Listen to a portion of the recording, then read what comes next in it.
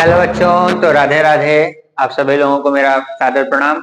और जैसा कि आप लोग जानते हैं, आज दूसरा दिन है और हम लोग आ गए हैं क्लास 10th वाले बच्चों के लिए साइंस का ये कोर्स लेके, जहाँ पर साइंस का क्लास रोज चल ही रहा है, तो आज भी चलेगा। और आज हम लोग को देखना है अम्ल, क्षार और लवण के बारे में, जो कि हम लोग का केमिस्ट्री का चैप्टर नंबर दूसरा है। इसमें हम लोग देखेंगे कि हम लोग को कौन कौन सा चीज पढ़ना है, उसको क्लियर करते हुए, एक एक करते हुए इसको बम शॉट में हम लोग आज समाप्त कर देंगे। ठीक है, तो अंत तक बने रहिए और साथ दीजिए और परिवार को और बड़ा करिए, हम लोग के चैनल को सब्सक्राइब करिए। चलिए बिना समय गवाए हम लोग देखते हैं कि हम लोग को इस चैप्टर में पढ़ना क्या क्या है। सबसे पहले हम लोग जानेंगे अम्ल के बारे में। अम्ल, क्षार और लवण क्या होता है, अम्ल, क्षार और लवण कितने प्रकार का हो सकता है या फिर वो किस प्रकृति का हो सकता है। फिर हम लोग जानेंगे कि सूचक क्या होता है, सूचक कितने प्रकार का हो सकता है, प्राकृतिक सूचक और कृत्रिम सूचक और गंधीय सूचक में क्या अंतर है। फिर हम लोग देखेंगे अम्ल का भौतिक गुण क्या है, अम्ल का रासायनिक गुण क्या है, उसी प्रकार क्षार का भौतिक गुण क्या है, क्षार का रासायनिक गुण क्या है। फिर हम लोग देखेंगे उदासीनीकरण अभिक्रिया क्या है, जिसको न्यूट्रलाइजेशन रिएक्शन के नाम से जाना जाता है। साधारण नमक NaCl के बारे में जानेंगे, सोडियम हाइड्रोक्साइड के बारे में जानेंगे, कैल्शियम ऑक्सीक्लोराइड के बारे में जानेंगे, सोडियम हाइड्रोजन कार्बोनेट या फिर सोडियम बाइकार्बोनेट के बारे में जानेंगे, फिर सोडियम कार्बोनेट डेकाहाइड्रेट के बारे में जानेंगे। फिर हम लोग देखेंगे calcium sulphate dihydrate, calcium sulphate decahydrate क्या है, डेका नहीं डाई। फिर उसके बाद हम लोग देखेंगे रासायनिक नाम, अणुसूत्र और निर्माण विधि, यानी ये सब का रासायनिक नाम क्या हो सकता है, ये सब का साधारण नाम क्या हो सकता है, इन लोगों का अणुसूत्र क्या हो सकता है, इन लोगों को कैसे बनाया जा सकता है। ठीक है, तो चलिए हम लोग शुरू करते हैं बिना किसी देरी के और नोट्स साथ में लिखवाते चलेंगे। चलो बच्चे, तो हम लोग समझते हैं जैसे कि अम्ल क्या होता है। तो साधारण भाषा में ऐसा कोई भी जो खट्टा पदार्थ आप लोग अपने दैनिक जीवन में उपयोग करते हैं वो सब अम्ल है। जैसे कि नींबू हो गया, जैसे कि इमली हो गया, जैसे कि दही हो गया, उस सब में, टमाटर में, हर चीज में जो खट्टा लगता है आप लोग को, उसमें न किसी प्रकार का अम्ल उपस्थित होता है। तो चलिए हम लोग देखते हैं अम्ल होता क्या है वास्तव में। तो लिखा क्या है बच्चों कि वे पदार्थ जो स्वाद में खट्टा होता है। ठीक है, पहला ही टॉपिक, जो स्वाद में खट्टा होता है वो अम्ल कहलाता है। आप ऐसे भी लिख सकते हैं, या तो आप लिख सकते हैं वे पदार्थ जो जल के विलयन में, यानी जलीय विलयन में घुलने पर H+ आयन प्रदान करता है, यानी जो जब जल में घुल जाएगा तो H+ आयन अधिक मात्रा में प्रदान करेगा, वो क्या कहलाएगा, अम्ल कहलाएगा। दूसरा परिभाषा हो गया। और भी लिखा हुआ है वे पदार्थ जो नीले लिटमस पत्र को लाल कर देते हैं। ठीक है, वे पदार्थ जो नीले लिटमस पेपर को क्या कर देता है, लाल कर देता है, वो क्या कहलाएगा, अम्ल कहलाएगा। ठीक है, तो उम्मीद है बच्चों कि अम्ल आप लोगों को समझ में आ गया होगा। जैसे कि HCl हाइड्रोक्लोरिक अम्ल, H2SO4 सल्फ्यूरिक अम्ल, HCN हाइड्रोजन साइनाइड। ठीक है, ये सभी अम्ल हैं। अब अम्ल के प्रकार देखिए, अम्ल मुख्यतः दो प्रकार का होता है, एक प्रबल अम्ल होता है और एक दुर्बल अम्ल होता है। प्रबल नाम ही है प्रबल अम्ल, यानी जो प्रबल संचारक होगा। ठीक है, दुर्बल अम्ल जो प्रबल संचारक नहीं होगा। या फिर आप लोग ऐसे भी बोल सकते हैं कि वे अम्ल जो जल में घुलने पर अधिक मात्रा में H+ आयन प्रदान करते हैं, प्रबल अम्ल कहलाते हैं। ठीक है, जैसे कि HCl हाइड्रोक्लोराइड, ठीक है, हाइड्रोक्लोरिक एसिड। दुर्बल अम्ल वे अम्ल जो जल में घुलने पर कम मात्रा में H+ आयन प्रदान करते हैं, वह कहलाते हैं दुर्बल अम्ल, जैसे कि HCN हाइड्रोजन साइनाइड। ठीक है, उम्मीद है बच्चों कि आप लोग को ये समझ में आ गया होगा। लिखना है तो आप लोग लिख लीजिए, फिर हम लोग और आगे चलते हैं। चलिए बच्चों, तो हम लोग देखते हैं कि अम्ल का भौतिक गुण क्या क्या है, फिजिकल प्रॉपर्टी ऑफ एसिड क्या क्या है हो सकता है। तो सबसे पहले हम लोग देखते हैं जाके, जहां तक हम लोग को पता है कि जो अम्ल होता है वो स्वाद में कैसा होता है बच्चों, तो स्वाद में खट्टा होता है। ठीक है, उसके बाद अम्ल प्रबल संचारक होता है। प्रबल संचारक मतलब कि कोरिजिव नेचर का होता है। जब भी अम्ल जो होता है कपड़ा या फिर लकड़ी, कागज, इस सबको क्या करता है, पिघला देता है, संक्षारित करने का काम करता है। यह नीले लिटमस पत्र को लाल कर देता है, यानी ये जो अम्ल होता है वो नीले लिटमस पत्र को क्या कर देगा, उसका कलर चेंज करके लाल रंग में परिवर्तित कर देता है। उसके बाद क्या है बच्चों कि अम्ल के रासायनिक गुण। अम्ल का भौतिक गुण आपको याद होगा कि स्वाद में खट्टा होता है, प्रबल संचारक होता है और नीले लिटमस पत्र को लाल कर देता है। ठीक है, उसके बाद क्या बोल रहा है, अम्ल के रासायनिक गुण। तो अम्ल का रासायनिक गुण में सबसे पहले बोल रहा है अम्ल का धातु के साथ अभिक्रिया। धातु क्या हो सकता है, जैसे सोडियम हो सकता है, मैग्नीशियम हो सकता है, ठीक है, कुछ भी हो सकता है धातु में। ठीक है, कॉपर हो सकता है, कोई भी धातु आप ले सकते हैं। तो अब बोला है अम्ल का धातु के साथ अभिक्रिया। तो लिखा क्या है बच्चों कि धातु अम्ल से क्रिया कर हाइड्रोजन गैस प्रदान करती है। जैसे मान लीजिए ये एक धातु है, सोडियम एक धातु है। जब सोडियम का अभिक्रिया हम लोग करवा दिए अम्ल के साथ, तो ये क्या कर दिया, हाइड्रोजन को विस्थापित कर दिया। हाइड्रोजन को विस्थापित कर दिया तो हाइड्रोजन गैस रिलीज कर दिया। यानी जब भी हम लोग धातु का अभिक्रिया करवाए अम्ल के साथ तो हम लोग को लवण और हाइड्रोजन गैस प्रदान मतलब प्राप्त हो गया। ठीक है, इसमें कोई दिक्कत नहीं होना चाहिए। उसके बाद क्या है, अम्ल का धातु कार्बोनेट व हाइड्रोजन कार्बोनेट से अभिक्रिया। तो धातु कार्बोनेट क्या हो सकता है, जैसे मान लीजिए ये धातु हो गया और ये कार्बोनेट हो गया। ठीक है, ये मान लीजिए धातु हो गया, ये हाइड्रोजन हो गया और ये कार्बोनेट हो गया। तो ये कोई बड़ा चीज नहीं है, बस उसका एक एक नाम है, अगर उसको आप लोग तोड़ते जाएंगे तो आप लोगों को समझ में आ जाएगा। तो जब अम्ल का धातु कार्बोनेट व हाइड्रोजन कार्बोनेट से अभिक्रिया करवाया जाता है तो क्या होता है बच्चों, अम्ल धातु के कार्बोनेट व हाइड्रोजन कार्बोनेट से क्रिया कर लवण जल और कार्बन डाइऑक्साइड गैस का निर्माण करता है। देखिए यहाँ पर सोडियम कार्बोनेट यानी सोडियम एक धातु है और कार्बोनेट यानी धातु के कार्बोनेट के साथ किसका अभिक्रिया करवा दिया, हाइड्रोक्लोरिक एसिड का, HCl का। तो जब धातु के कार्बोनेट के साथ HCl अभिक्रिया किया तो ये जो Na है वो हाइड्रोजन को विस्थापित कर दिया और NaCl एक लवण बना दिया। उसके बाद इसमें से जो H निकला वो ऑक्सीजन के साथ जोड़ के वाटर बना लिया, H2O का निर्माण कर लिया और एक ऑक्सीजन जब वाटर के साथ चला गया तो यहाँ पर CO2 का फॉर्मेशन हो गया। हालांकि ये बैलेंस नहीं है, आप लोग बैलेंस इसको कर सकते हैं क्योंकि हम कल ही बैलेंस करना कल वाले चैप्टर में हम लोग सीख चुके हैं। उसके बाद हम लोग क्या बोल रहा है, अम्ल के साथ धातु के ऑक्साइड की क्रिया। धातु का ऑक्साइड क्या होता है बच्चों, जब भी कोई भी धातु क्या होता है, जैसे सोडियम है ऑक्सीजन के साथ अभिक्रिया कर लेगा तो उसका ऑक्साइड बना लेगा। ठीक है, जिंक है ऑक्सीजन से अभिक्रिया करेगा तो इसका ऑक्साइड बन जाएगा। मैग्नीशियम है उसके साथ अभिक्रिया करेगा तो उसका ऑक्साइड।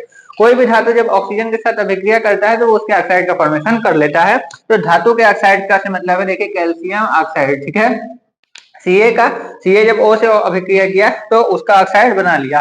तो जब धातु के ऑक्साइड के साथ हम लोग अम्ल का अभिक्रिया करवा दिए तो यहाँ पर देखिए कैल्शियम क्लोराइड का निर्माण हो गया और हम लोग को H2O प्राप्त हो गया। ठीक है, यानी धातु के ऑक्साइड के साथ अम्ल अभिक्रिया करके लवण और जल का निर्माण कर दे रहा है। ठीक है, उम्मीद है बच्चों कि आप लोगों को इसमें कोई भी परेशानी नहीं होगा। अब हम लोग थोड़ा सा और यहाँ पर आगे गए तो हम लोग को दिखा कि अम्ल का उपयोग, यूज ऑफ एसिड्स। अम्ल का क्या उपयोग है, तो अम्ल का उपयोग देखिए हम लोग यहाँ पर क्लोरीन गैस बनाने के लिए भी कर सकते हैं।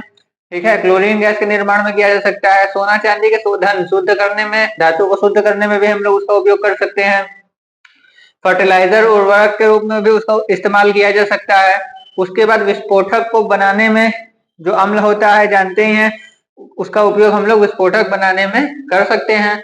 उसके बाद रंग वाले फैक्ट्री में इसका उपयोग हो सकता है, औषधि बनाने में उसका उपयोग हो सकता है, वस्त्र के उद्योग में उसका उपयोग हो सकता है और भी कई जगह हम लोग अम्ल का उपयोग कर सकते हैं। और दैनिक जीवन में भी आप लोग बहुत जगह अम्ल का उपयोग करते होंगे। तो चलिए कमेंट करके बताइए कि आप लोग दैनिक जीवन में कहाँ कहाँ अम्ल का उपयोग करते हैं, फिर हम लोग थोड़ा और आगे चलते हैं।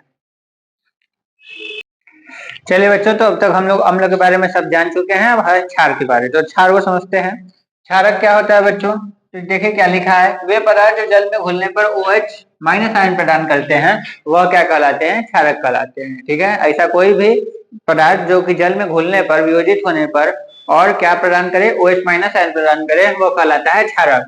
वे पदार्थ जो लाल लिटमस पत्र को नीला कर दे, या तो हम लोग क्षारक को ऐसे भी बोल सकते हैं कि वे पदार्थ जो लाल लिटमस पत्र को नीला कर देता है, कलर चेंज कर देता है लिटमस पत्र का, वह क्या कहलाता है, क्षारक कहलाता है।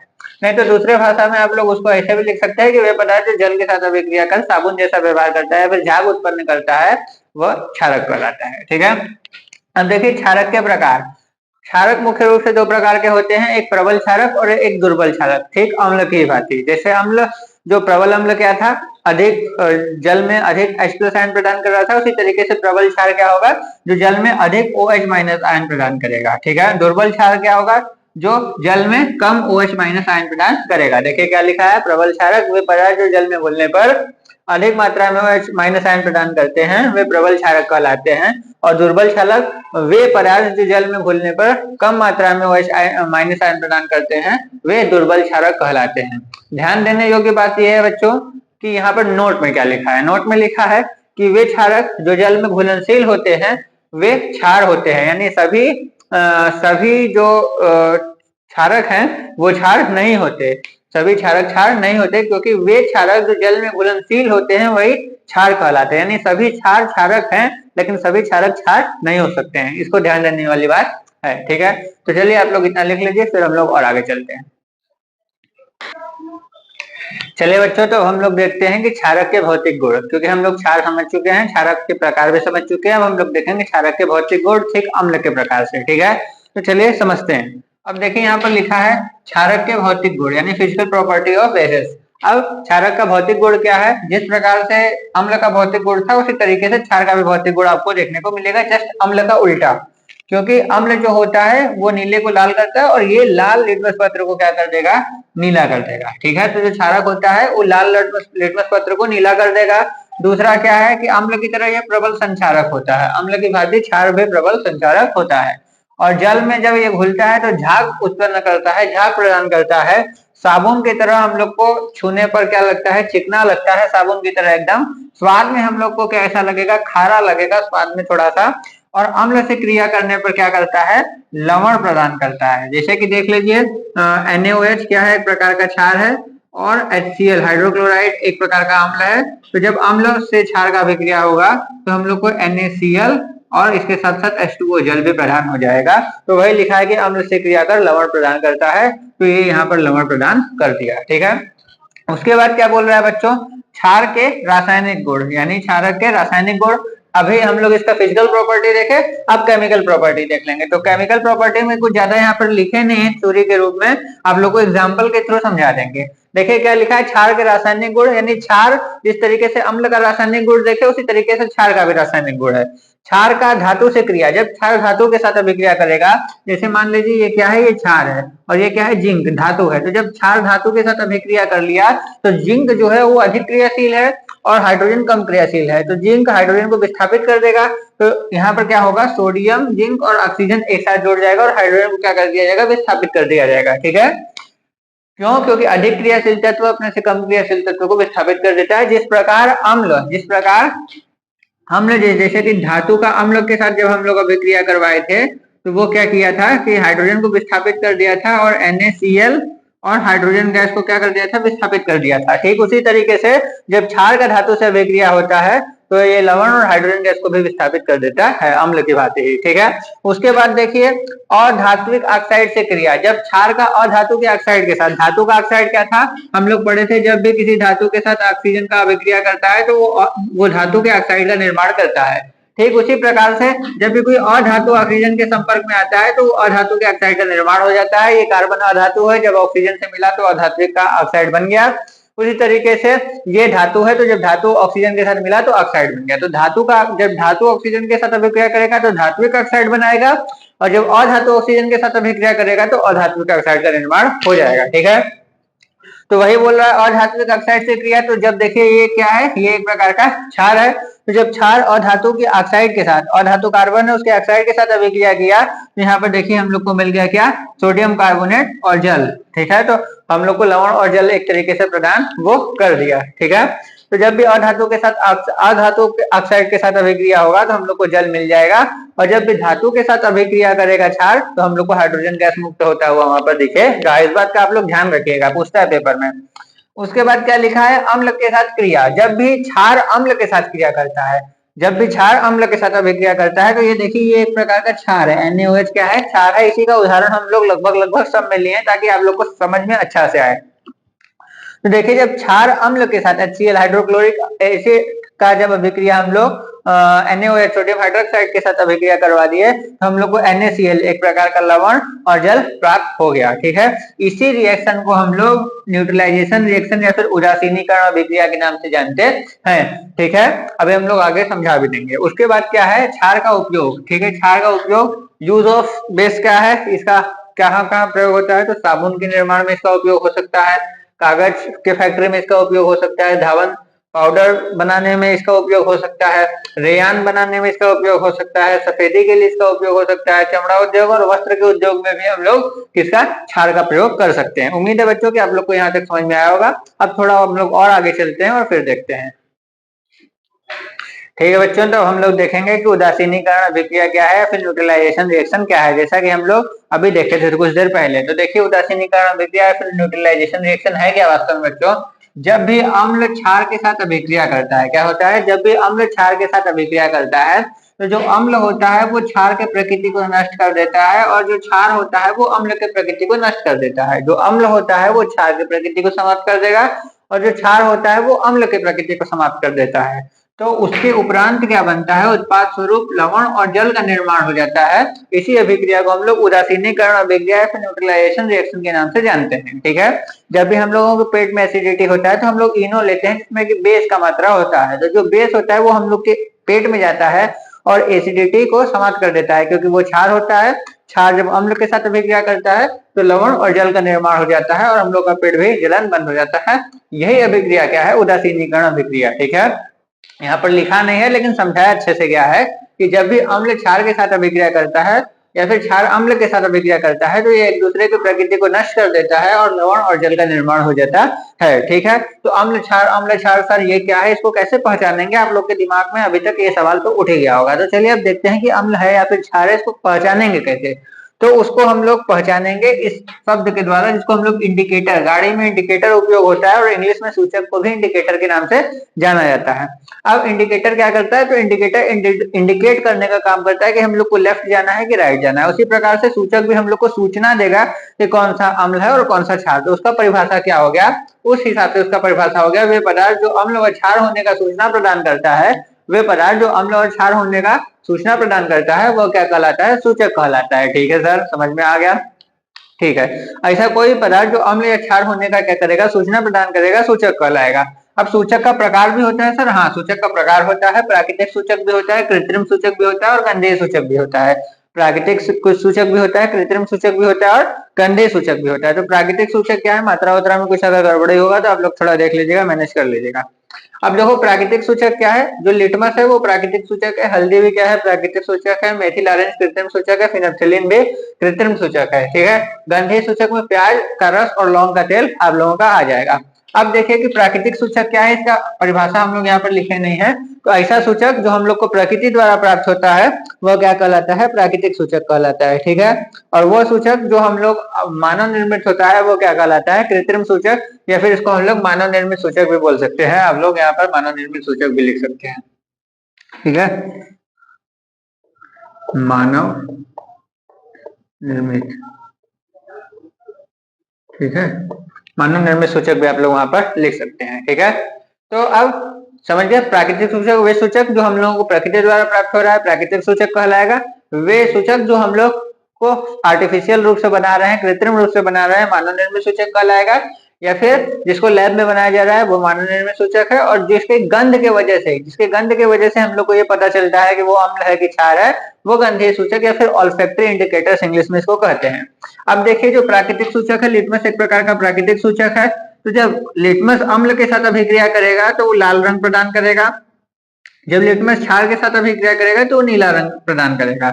जब हल्दी अम्ल के साथ अभिक्रिया करेगा तो लाल रंग प्रदान करेगा। जब हल्दी क्षार के साथ अभिक्रिया करेगा तो पीला रंग प्रदान करेगा।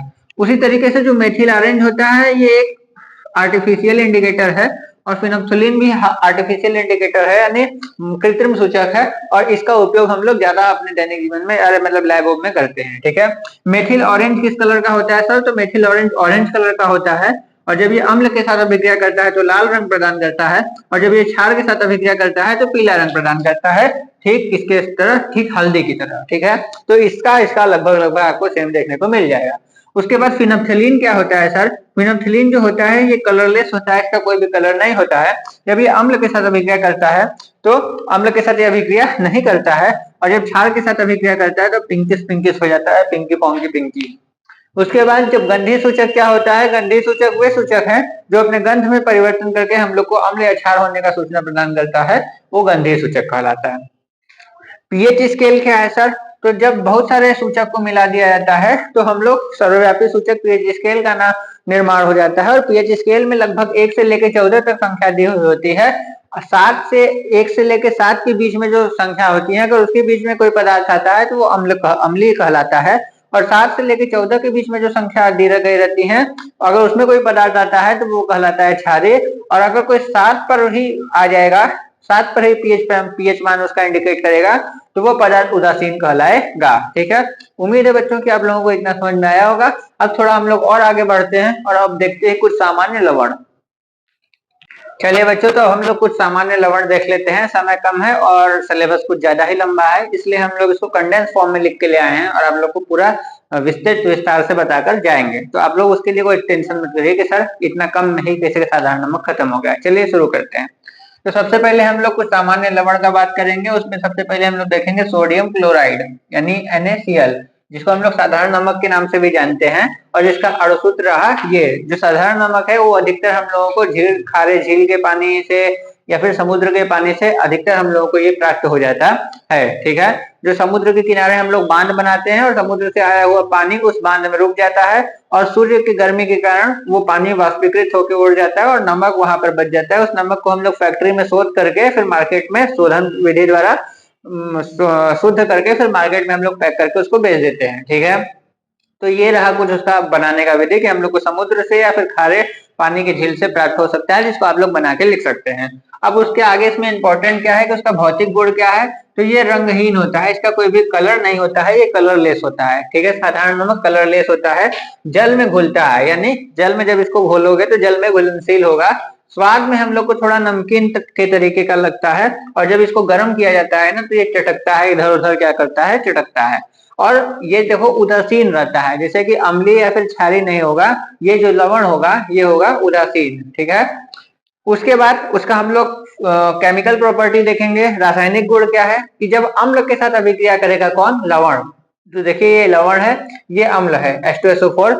ठीक है, तो जब अम्ल के साथ अभिक्रिया हुआ लवण का तो हम लोग को देखने को मिला कि सोडियम हाइड्रोजन सल्फेट का फॉर्मेशन हो गया और HCl अम्ल का भी निर्माण हो गया। यानी सल्फ्यूरिक अम्ल के साथ साधारण नमक का जब अभिक्रिया होता है तो हम लोग को HCl यानी हाइड्रोक्लोरिक एसिड प्राप्त हो सकता है। ठीक है, उसके बाद सिलिका का जब अभिक्रिया करवाया गया, जब NaCl साधारण नमक के साथ सिलिका का अभिक्रिया करवाया गया, देखिए ये NaCl है, साधारण नमक है, जब सिलिका का अभिक्रिया NaCl के साथ जलीय विलयन में करवा दिया गया तो हम लोग को सोडियम सिलिकेट प्राप्त हो गया और उसके साथ साथ हाइड्रोक्लोरिक एसिड भी निकल गया। ठीक है, तो जब सिलिका के साथ अभिक्रिया करवाया गया तो सोडियम सिलिकेट और HCl का फॉर्मेशन हो गया। ठीक है, उसके बाद अमोनिया, अमोनिया का फॉर्मेशन, जब अमोनिया का अभिक्रिया NaCl या फिर साधारण नमक के साथ अभिक्रिया करवाया जाएगा तो जब साधारण नमक के साथ अमोनिया का अभिक्रिया कार्बन डाइऑक्साइड और जल की उपस्थिति में करवाया गया तो हम लोग सोडियम हाइड्रोजन कार्बोनेट का निर्माण हो गया या फिर सोडियम बाइकार्बोनेट या फिर बेकिंग सोडा का निर्माण हो गया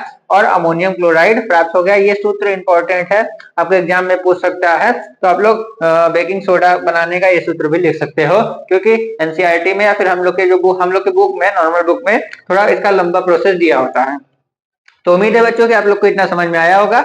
अब हम लोग इसका उपयोग देखते हैं। उपयोग क्या है, यूज क्या है। तो भोजन बनाने में इसका उपयोग होता है, भोजन की सुरक्षा में इसका उपयोग हो सकता है, साबुन के निर्माण में भी साधारण नमक का उपयोग किया जा सकता है, हाइड्रोक्लोरिक एसिड बनाने में भी इसका उपयोग हो सकता है, क्लोरीन गैस बनाने में भी इसका उपयोग किया जा सकता है, सोडियम कार्बोनेट और सोडियम कार्बोनेट डेकाहाइड्रेट धावन सोडा बनाने में भी इसका उपयोग किया जा सकता है, या फिर सोडियम हाइड्रोजन कार्बोनेट बनाने में भी इसका उपयोग किया जा सकता है। ठीक है, उम्मीद है बच्चों कि आप लोग को समझ में आया होगा। अब हम लोग चलते हैं अपने नेक्स्ट टॉपिक की ओर। चलिए बच्चों, तो हम लोग देखते हैं कास्टिक सोडा के बारे में, और ये भी थोड़ा इंपॉर्टेंट है तो इसको ध्यान से सुनिएगा। देखिए कास्टिक सोडा यानी जिसको हम लोग सोडियम हाइड्रोक्साइड के नाम से जानते हैं। ठीक है, कास्टिक सोडा, इसका जो रासायनिक नाम है वो सोडियम हाइड्रोक्साइड है, या फिर पेपर में कास्टिक सोडा के नाम से भी पूछ सकता है। इसका अणुसूत्र आप लोग को ध्यान में रखना है NaOH, सोडियम हाइड्रोक्साइड। ठीक है, ये याद रहेगा तो ये अपने आप उसका रासायनिक नाम आपको याद हो जाएगा। अब और पूछेगा इसका बनाने का विधि, तो इसका बनाने का विधि सबसे आसान है, लिख के हम नहीं आए हैं क्योंकि आपको रटना नहीं है, आपको समझना है। तो आपको समझेंगे कैसे कि देखिए जब सोडियम क्लोराइड लिखेंगे, जैसा रिएक्शन है वैसे ही लिख देंगे। जब सोडियम क्लोराइड के जलीय विलयन में क्या होता है, सोडियम क्लोराइड के जलीय विलयन में जब विद्युत प्रवाहित किया जाता है तो ये सोडियम हाइड्रोक्साइड, क्लोरीन गैस और हाइड्रोजन गैस हम लोग को प्राप्त हो जाता है, और इसी अभिक्रिया को क्लोरो एल्किली प्रोसेस या फिर क्लोरो क्षार अभिक्रिया के नाम से जाना जाता है, क्योंकि क्लोरो यानी क्लोरीन गैस भी बन रहा है और क्षार यानी एल्किलाइल क्षारक भी बन रहा है, तो क्लोरो क्षार अभिक्रिया के नाम से भी इसको जाना जा सकता है। ठीक है, ये अभिक्रिया इंपॉर्टेंट है, आप लोग देख लीजिएगा कि जब नमक के जलीय विलयन में या फिर जब NaCl के जलीय विलयन में विद्युत प्रवाहित की जाती है तो NaOH, क्लोरीन और H2 का फॉर्मेशन हो जाता है। इसी प्रोसेस को क्लोरो क्षार अभिक्रिया के नाम से भी जाना जाता है। अब जो कास्टिक सोडा है उसका उपयोग कहाँ कहाँ हो सकता है, तो इसका उपयोग साबुन के निर्माण में किया जा सकता है, अपमार्जक के निर्माण में किया जा सकता है, कागज के निर्माण में किया जा सकता है, तेल शोधन और अयस्क के शोधन में भी इसका उपयोग किया जा सकता है। ठीक है बच्चों, तो उम्मीद है आप लोगों को साधारण नमक भी समझ में आया होगा, कास्टिक सोडा यानी सोडियम हाइड्रोक्साइड भी समझ में आ गया होगा। ठीक है, और आगे चलते हैं। चलिए बच्चों, तो हम लोग देखते हैं धावन सोडा क्या है। ये भी बहुत इंपॉर्टेंट है और ये आपके पेपर में आ भी सकता है, तो इसको ध्यान से सुनिएगा। धावन सोडा, जिसका रासायनिक नाम है सोडियम कार्बोनेट डेकाहाइड्रेट। अलग अलग इसलिए लिखें, देखिए ये सोडियम है, ये कार्बोनेट है, डेका मतलब 10 और हाइड्रेट मतलब वाटर। आसानी से आप लोगों को याद हो जाएगा धावन सोडा, जिसका रासायनिक नाम क्या है, सोडियम कार्बोनेट डेकाहाइड्रेट। और इसका अणु सूत्र भी ऐसे याद हो जाएगा, क्योंकि सोडियम का Na, कार्बोनेट का CO3, डेका मतलब 10 और हाइड्रेट मतलब H2O। ठीक है, तो इसमें कोई भी याद करने वाली चीज नहीं है और बहुत ही इंपॉर्टेंट है। आपको कम से कम 5 से 6 नंबर देके जाएगा आपके बोर्ड एग्जाम में, तो ध्यान दीजिएगा। इसका निर्माण क्या कैसे होता है, जब सोडियम कार्बोनेट में जल का 10 अणु मिला दिया जाता है, तो सोडियम कार्बोनेट डेकाहाइड्रेट का निर्माण हो जाता है। एकदम आसान इसका निर्माण का विधि है कि जब सोडियम कार्बोनेट में जल का 10 अणु मिलाया जाता है, तो सोडियम कार्बोनेट डेकाहाइड्रेट का निर्माण हो जाता है। इसका जो फिजिकल प्रॉपर्टी क्या क्या है, भौतिक गुण क्या क्या है, ये रंगहीन होता है, गंधहीन होता है, पारदर्शी होता है, जिसके आर पार देखा जा सकता है, और जल का 10 अणु क्या कर देता है, जल के 10 अणु के साथ इसका निर्माण होता है। ठीक है, और इसका रासायनिक गुण क्या है कि जब इसको गर्म किया जाता है, जब सोडियम कार्बोनेट डेकाहाइड्रेट को गर्म किया जाता है, तो ये सोडियम कार्बोनेट का निर्माण कर देता है और जल का अणु त्याग देता है। ठीक है, और इसका रासायनिक गुण यहाँ पर लिखा हुआ है कि जब ये कार्बन डाइऑक्साइड से अभिक्रिया करेगा तो क्या होगा, तो जब ये sodium carbonate decahydrate carbon dioxide के साथ अभिक्रिया करता है जल की उपस्थिति में, तो ये NaHCO3 यानी सोडियम हाइड्रोजन कार्बोनेट या फिर सोडियम बाइकार्बोनेट का निर्माण कर देता है। ठीक है, जब भी कार्बन डाइऑक्साइड के साथ अभिक्रिया करेगा तो उसके बाद जब ये जल के साथ अभिक्रिया करता है, जब सोडियम कार्बोनेट जल के साथ अभिक्रिया करता है, तो NaOH यानी कास्टिक सोडा का निर्माण कर देता है। ठीक है, उसके बाद जब H2SO4 जब अम्ल के साथ अभिक्रिया करेगा, जब सोडियम कार्बोनेट डेकाहाइड्रेट अम्ल के साथ अभिक्रिया करेगा, तो क्या होता है, तो सोडियम सल्फेट यानी सल्फ्यूरिक अम्ल के साथ अभिक्रिया करके सोडियम सल्फेट का निर्माण कर देगा और जल और कार्बन डाइऑक्साइड को रिलीज कर देगा। और जब शुष्क बुझे हुए चूने के साथ इसका अभिक्रिया करवाया जाता है, तो जब शुष्क बुझे हुए चूने के साथ इसका अभिक्रिया करवाया जाता है, तो कास्टिक सोडा और कैल्शियम कार्बोनेट का निर्माण हो जाता है। ठीक है, अब इसका उपयोग क्या क्या है, तो इसका उपयोग हम लोग कपड़ा धोने के लिए कर सकते हैं, इसका उपयोग साबुन बनाने के लिए हो सकता है, जल की कठोरता को दूर करने के लिए इसका उपयोग किया जा सकता है, कपड़ा को साफ करने के लिए या फिर कपड़ा बनाने में भी इसका उपयोग हो सकता है, पेपर मतलब कपड़ा के फैक्ट्री में इसका उपयोग हो सकता है, पेपर के फैक्ट्री में इसका उपयोग हो सकता है, सोडियम हाइड्रोजन कार्बोनेट या फिर सोडियम बाइकार्बोनेट बनाने में इसका उपयोग हो सकता है, आग बुझाने के लिए इसका प्रयोग किया जा सकता है। ये बहुत इंपॉर्टेंट है, इसको एक बार आप लोग और देख लीजिएगा। ठीक है, हम और आगे चलते हैं अब। हेलो बच्चों, तो चलिए अब हम लोग देखते हैं अब ये बेकिंग सोडा। बेकिंग सोडा क्या है, तो देखिए बेकिंग सोडा भी इंपॉर्टेंट है, जिसको हम लोग खाने वाला सोडा के नाम से भी जान सकते हैं, आपके पेपर में पूछ सकता है। रासायनिक नाम क्या है इसका, रासायनिक नाम है बेटा sodium bicarbonate. Sodium hydrogen carbonate के नाम से भी इसको जाना जा सकता है, क्योंकि सोडियम ये है Na, हाइड्रोजन और कार्बोनेट CO3। ठीक है, इसका निर्माण कैसे होता है बच्चों, तो सोडियम कार्बोनेट के जलीय विलयन में जब कार्बन डाइऑक्साइड गैस प्रवाहित कर दिया जाता है। ठीक, एकदम समझो, लिखो रटो मत। देखिए सोडियम कार्बोनेट के जलीय विलयन में, सोडियम कार्बोनेट के जलीय विलयन में जब कार्बन डाइऑक्साइड गैस प्रवाहित कर दिया जाता है, तो सोडियम हाइड्रोजन कार्बोनेट या फिर सोडियम बाइकार्बोनेट का निर्माण हो जाता है। इसका भौतिक गुण क्या है, सफेद कलर का क्रिस्टल है, जल में अल्प विलेय है यानी पूरी तरीके से जल में नहीं घुलता है। रासायनिक गुण क्या क्या है इसका, कि सोडियम हाइड्रोजन कार्बोनेट को जब गर्म किया जाता है बेटा, तो सोडियम कार्बोनेट जल और कार्बन डाइऑक्साइड गैस हम लोग को प्रदान कर देता है। ठीक है, तो जब सोडियम हाइड्रोजन कार्बोनेट या फिर सोडियम बाइकार्बोनेट को गर्म किया जाएगा, तो सोडियम कार्बोनेट का निर्माण हो जाएगा। उसके बाद जब ये अम्ल के साथ अभिक्रिया करता है, सोडियम हाइड्रोजन कार्बोनेट जब अम्ल के साथ अभिक्रिया करता है, तो NaCl का जलीय विलयन के साथ कार्बन डाइऑक्साइड गैस प्रदान कर देता है। ठीक है, इसका उपयोग क्या क्या है, इसका उपयोग सोडियम कार्बोनेट बनाने में किया जा सकता है, आग बुझाने में किया जा सकता है और प्रयोगशाला में इसका उपयोग किया जा सकता है। ठीक है, अब हम लोग थोड़ा और आगे चलते हैं। चलिए बच्चों, तो अब हम लोग देख लेते हैं विरंजक चूर्ण, जिसको ब्लीचिंग पाउडर के नाम से भी जाना जा सकता है। तो विरंजक चूर्ण का जो रासायनिक नाम है बच्चों, वो है कैल्शियम ऑक्सीक्लोराइड। क्या नाम है, कैल्शियम ऑक्सीक्लोराइड। क्यों, ये देखिए कैल्शियम है, ये ऑक्सी है और ये क्लोराइड है, तो इसका सूत्र भी आप लोग को याद हो जाएगा, कैल्शियम ऑक्सी और क्लोराइड। ठीक है, ब्लीचिंग पाउडर या फिर विरंजक चूर्ण के नाम से पेपर में पूछ सकता है। तो इसका निर्माण कैसे होता है, तो जब शुष्क बुझे हुए चूने में क्लोरीन गैस प्रवाहित किया जाता है। क्या किया जाता है, जब शुष्क बुझे हुए चूने में क्लोरीन गैस प्रवाहित किया जाता है, तो कैल्शियम ऑक्सीक्लोराइड का निर्माण हो जाता है और उसके साथ साथ जल का भी निर्माण हो जाता है। ये हल्का पीला रंग का होता है और क्लोरीन का इसमें से गंध आता है। ये इसका भौतिक गुण हो गया। इसका रासायनिक गुण क्या है बच्चों, कि जब इसको गर्म किया जाता है, जब इसको क्या किया जाता है, गर्म किया जाता है, तो ये क्या हो जाता है, कैल्शियम क्लोराइड का निर्माण हो जाता है। ठीक है, जब इसको गर्म किया जाता है तो कैल्शियम क्लोराइड का निर्माण हो जाता है और ऑक्सीजन इसमें से रिलीज हो जाता है, निकल जाता है। उसके बाद जब कैल्शियम ऑक्सीक्लोराइड के साथ जल का अभिक्रिया किया जाता है, जब कैल्शियम ऑक्सीक्लोराइड के साथ जल का अभिक्रिया किया जाता है तो शुष्क बुझा हुआ चूना और क्लोरीन गैस हम लोग को प्राप्त हो जाता है। उसके बाद जब कैल्शियम ऑक्सीक्लोराइड का कार्बन डाइऑक्साइड से अभिक्रिया करवाते हैं तो कैल्शियम कार्बोनेट और क्लोरीन गैस का निर्माण हो जाता है। ठीक है, ये तीनों इसका रासायनिक गुणधर्म है और जो तीनों इंपॉर्टेंट है, आप लोग को याद होना चाहिए। उपयोग यूज क्या है, कपड़ा और पेपर के विरंजन में इसका उपयोग हो सकता है और जल को साफ करने में भी इसका उपयोग किया जा सकता है। ठीक है, आप लोग को लिखना है तो लिख लीजिए, फिर मिलते हैं और आगे। चलिए बच्चों, तो लास्ट टॉपिक है पीओपी यानी प्लास्टर ऑफ पेरिस। इसको हम लोग, इसका रासायनिक नाम क्या है, calcium sulphate hemihydrate, calcium sulphate और हेमीहाइड्रेट। ठीक है, यहाँ पर कैल्शियम सल्फेट हेमीहाइड्रेट का पीओपी, ठीक है, प्लास्टर ऑफ पेरिस भी इसको बोला जा सकता है। इसका निर्माण कैसे हो सकता है, तो जब जिप्सम को हम लोग 120 डिग्री सेल्सियस पर या फिर 373 डिग्री केल्विन पर गर्म करते हैं, जब जिप्सम को हम लोग 120 डिग्री सेल्सियस या फिर 373 डिग्री केल्विन पर गर्म करते हैं तो ये किसका, प्लास्टर ऑफ पेरिस का निर्माण कर देता है। ये किसका, प्लास्टर ऑफ पेरिस का निर्माण किया कर देता है। इसका भौतिक गुण है कि ये सफेद कलर का होता है, जल में अविलेय होता है, यानी जल में घुलता नहीं है। इसका उपयोग क्या है, इसका उपयोग हम लोग डॉक्टर लोग जो है हड्डी को जोड़ने के लिए किया जा सकता है। इसका उपयोग जो है कि पुट्टी के रूप में भी हो सकता है। इसका उपयोग खिलौने उलौने को या फिर सजावटी सामान को चिकना बनाने के लिए भी किया जा सकता है। और इसका 2-4 उपयोग आप लोग कमेंट में कर दीजिएगा, तभी हम इसको छोड़े हुए हैं कि इसका उपयोग क्या होता है। तो इस समय रात का बज रहा होगा लगभग 10 और हम लोग आप लोगों के लिए वीडियो बना के खाले हुए हैं। तो उम्मीद है कि आप लोगों को ये समझ में आया होगा। अगर समझ में आया होगा तो नीचे जरूर कमेंट करिए और फिर हम लोग और आगे चलेंगे और इस सीरीज को खत्म करते हुए हम लोग थोड़ा सा और आगे की ओर बढ़ेंगे। और देखिए, ये हमारा मोबाइल है और अभी तो हम लोग घर से काफी दूर हैं और इस समय बज रहा है, आपको दिखा देते हैं, लगभग 10:05। ठीक है, 10:05 हो रहा है, आप लोग को दिख रहा होगा।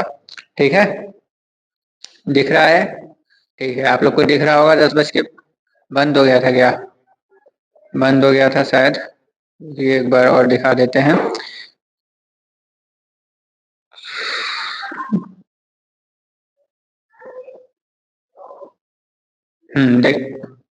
देखिए आप लोग, 10:05 इस समय हो रहा है, 10:05 आप लोग को दिख रहा होगा। चलिए ठीक है, आप लोग को दिखे या नहीं दिखे, हमको तो दिख रहा है और हम लोग खूब मेहनत करके आप लोगों के लिए वीडियो बना रहे हैं। तो इसलिए आप लोग इस चैनल को ज्यादा से ज्यादा सपोर्ट करिए, अपने परिवार को बढ़ाइए और फिर हम लोग मिलते हैं नेक्स्ट क्लास में और नेक्स्ट बम शॉट के साथ। अगर आप लोग को समझ में आ रहा होगा तो नीचे आग तबाही मचा दीजिए। धन्यवाद।